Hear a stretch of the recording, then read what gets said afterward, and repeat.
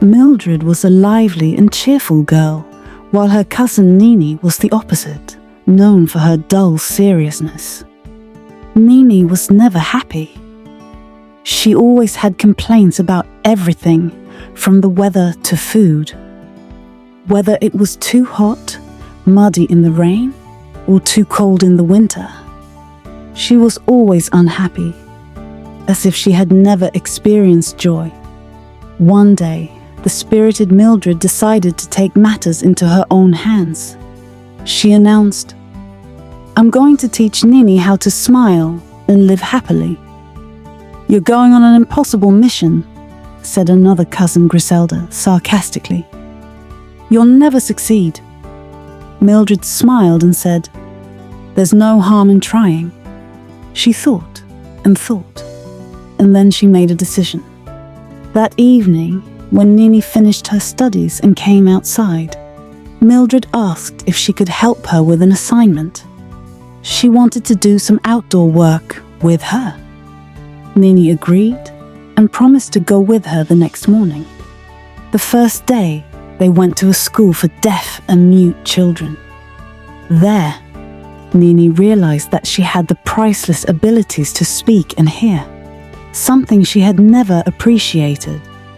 Mildred had collected money from all the family members and decided to give chocolates to all the children. As they distributed the chocolates, Nini couldn't talk to the children in their language, nor could they hear her. But as she handed each child a chocolate, she saw the beautiful smile on their faces reflected on her own. For the first time, instead of complaining, Nini felt a sense of gratitude. She smiled openly. The next day, they went to a center for disabled children. Mildred's uncle was part of the planning and was guiding them. Nini was amazed to see that the caregivers were engaging the children in different activities. And the children seemed content with their lives, despite their challenges. Nini wondered how they could be so happy despite their limitations, while she was healthy but unhappy.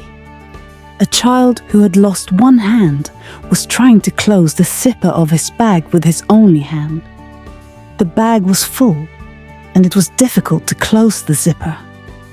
Nini stepped forward, held the bag, and zipped it up for him. The child thanked Nini and smiled. Nini felt that smile reflected on her own face. Mildred watched this with joy. She was close to succeeding in her mission. "Do you do everything by yourself?"